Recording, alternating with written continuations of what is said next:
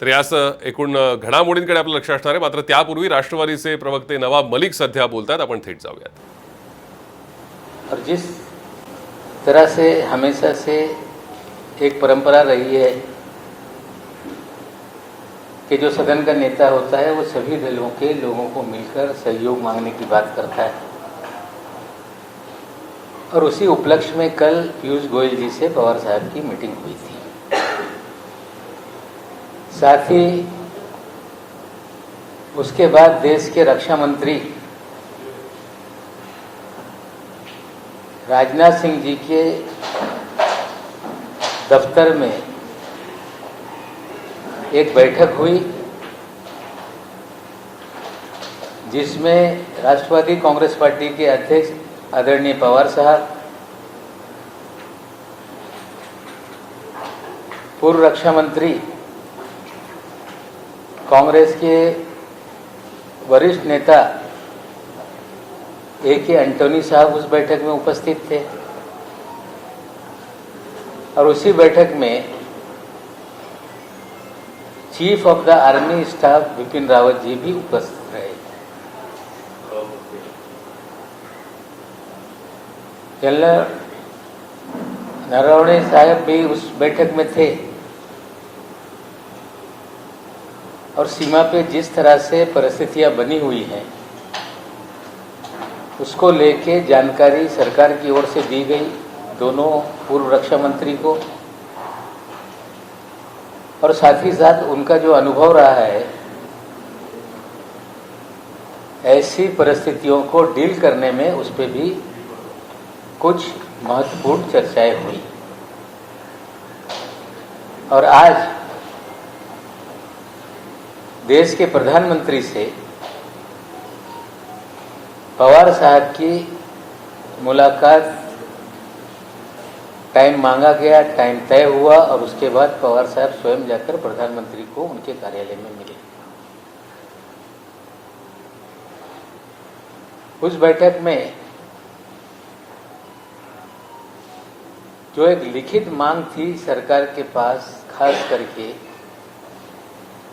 Cooperative bank को लेकर, जो बैंक रेगुलेटरी एक्ट में केंद्र सरकार ने बदलाव किए, जिसके कारण बैंकों के जो कोऑपरेटिव बैंक्स है उनके अधिकार कहीं ना कहीं मर्यादित कर RBI को ज्यादा उसमें अधिकार दिए गए। उदाहरण के तौर पे कि cooperative bank, urban cooperatives, district cooperatives, उनमें अलग अलग तरह की विसंगति है। आज कोऑपरेटिव बैंक जो राज्यों के कोऑपरेटिव एक्ट है उसके तहत बनाए जाते हैं, लेकिन जो डिपॉजिटर्स है उनके पैसे को सुरक्षित रखा जाए, इसलिए RBI उसको रेगुलेट करती है।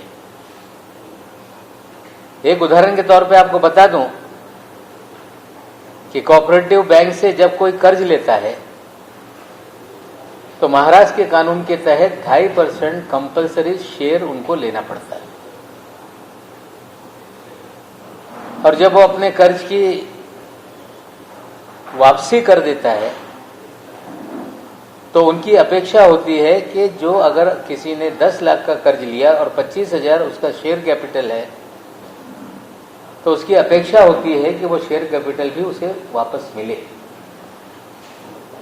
लेकिन नए नियमों से रिजर्व बैंक के परमिशन बिना वो पैसे आप वापस नहीं दे सकते। इस तरह का नए रेगुलेटरी एक्ट में जो बदलाव किया गया, उस तरह की कंडीशन उसमें डाली गई। साथ ही साथ आज के कानून में किसी भी तरह का प्रावधान नहीं कि कोई अपना शेयर दूसरे शेयर होल्डर को नए तरीके से बेच पाए या सरेंडर करे, इसी तरह की प्रोविजन है। लेकिन नए नियमों के तहत कोई भी कोऑपरेटिव बैंक के शेयर्स जो शेयर होल्डर है वो किसी को बेच सकता है, इस तरह का प्रावधान किया गया। इससे पूरी तरह से एक डर है, अगर शेयर बेचने का अधिकार दे दिया गया तो कुछ उद्योजकता, कुछ इंडस्ट्रियलिस्ट सारे शेयर खरीदकर बैंकों पे अपना कब्जा बना सकते हैं। इस तरह की चीजें हैं।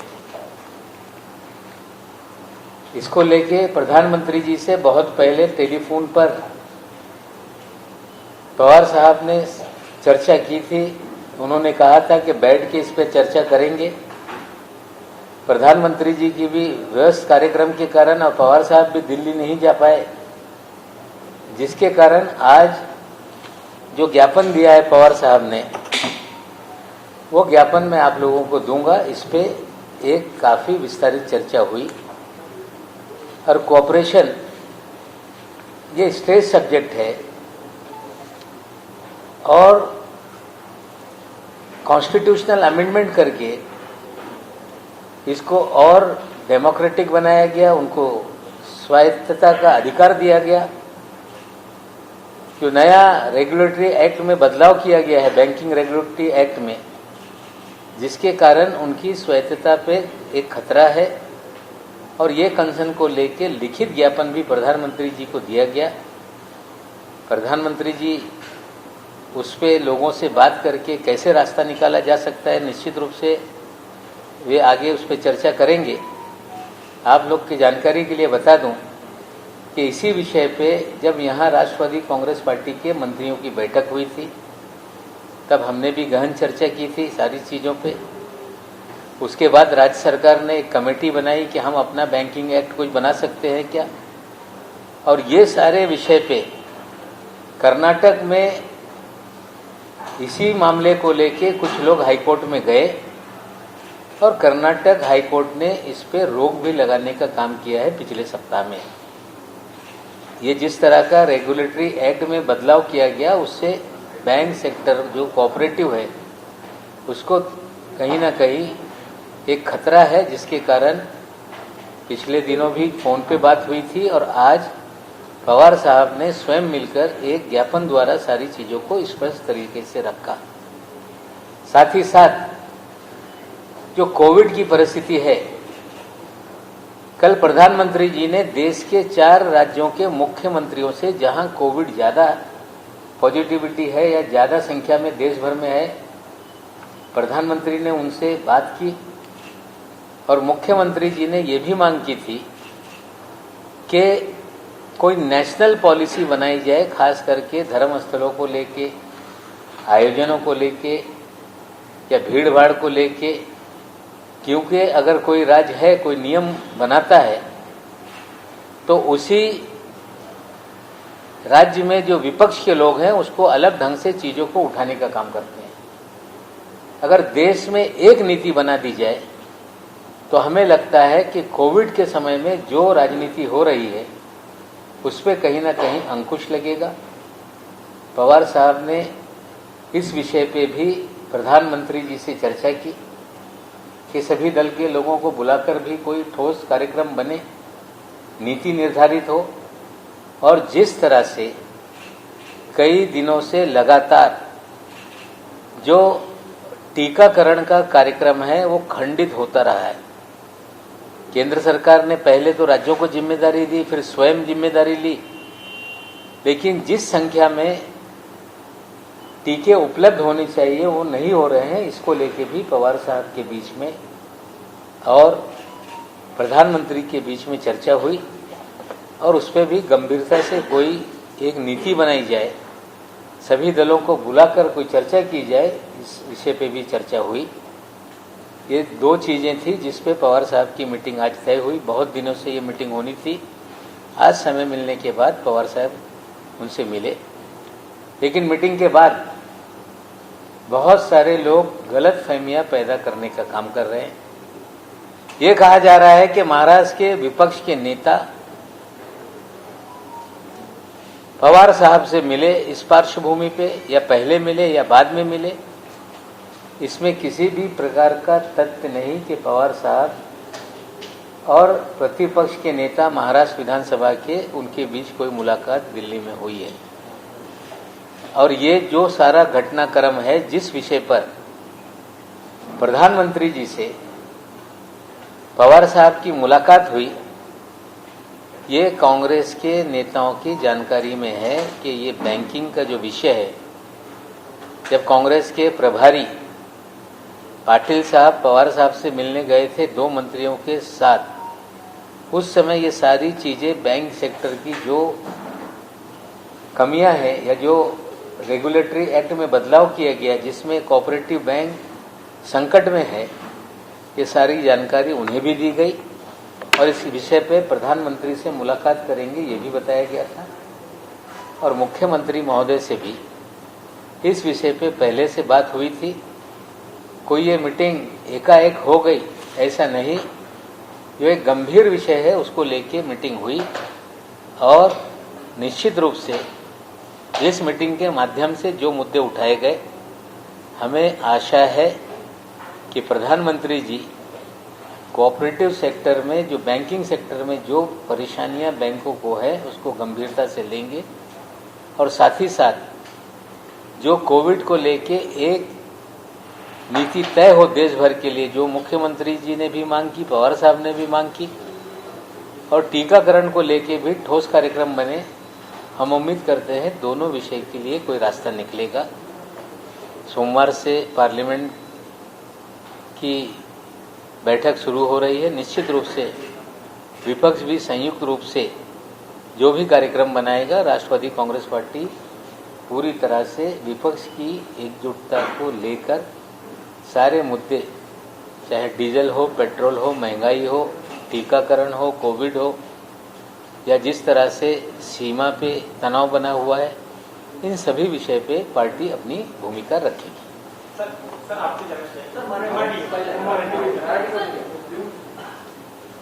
मराठीत पहिले बोलून घेऊ। काल पासून पवार साहेब दिल्लीत असताना देशाचे मंत्री ज्यांना राज्यसभेमध्ये भाजपच्या वतीने नेता करण्यात आलेले आहे, माननीय पीयूष गोयल जी स्वतः पवार साहेबांना भेटण्यासाठी 6 जनपथवर आले होते आणि ती एक सदिच्छा भेट होती। भारतीय संसदीय इतिहासामध्ये एखादा नेता जेव्हा निवडी त्यांच्या होत्या तेव्हा सर्व पक्षांच्या समर्थन त्यांना भेटेल, सुचारू पद्धतीने राज्यसभेचं कामकाज चालेल त्यासाठी ते सर्व पक्षीय नेत्यांना भेटत राहतात। आता पवार साहेब वरिष्ठ असताना त्यांनी स्वतः वेळ घेऊन पवार साहेबांना सदिच्छा भेट दिली आणि जे पार्लमेंटच्या कामकाज असेल त्याच्यात पक्षाच्या कामकाजाला सकारात्मक पाठिंबा राहील अशी मागणी त्यांनी केली आणि निश्चित रूपाने राष्ट्रवादी काँग्रेस पक्ष सकारात्मक राज्यसभेच्या कामकाजामध्ये त्या प्रकारची भूमिका ठेवेल, ही चर्चा पीयूष गोयलजी आणि पवार साहेबांच्या बैठकीत झाली। त्यानंतर देशाचे संरक्षण मंत्री माननीय राजनाथ सिंग साहेबांच्या दालनात एक बैठक झाली। त्या बैठकीमध्ये पवार साहेब उपस्थित होते। पूर्व रक्षा मंत्री या नात्याने, संरक्षण मंत्री या नात्याने त्यांना इन्व्हाइट करण्यात आला होता। त्या बैठकीमध्ये काँग्रेसचे ज्येष्ठ नेते माजी संरक्षण मंत्री ए.के. अँटनी साहेब पण उपस्थित होते। त्यांच्या सोबत chief of the army staff Bipin Rawatji उपस्थित होते। आर्मी चीफ नरवणे साहेब पण उपस्थित होते आणि ज्या सीमेवर परिस्थिती निर्माण झालेली आहे त्याच्या बाबतीत माहिती देण्यात आली आणि 2 संरक्षण मंत्री त्यांचा अनुभव, त्यांचे मत हे जाणून घेण्याचा पण प्रयत्न रक्षा मंत्रीकडून करण्यात आलेला आहे. आणि आज देशाचे पंतप्रधान माननीय नरेंद्र मोदी साहेबांना पवार साहेब त्यांच्या कार्यालयात त्यांनी भेट दिली.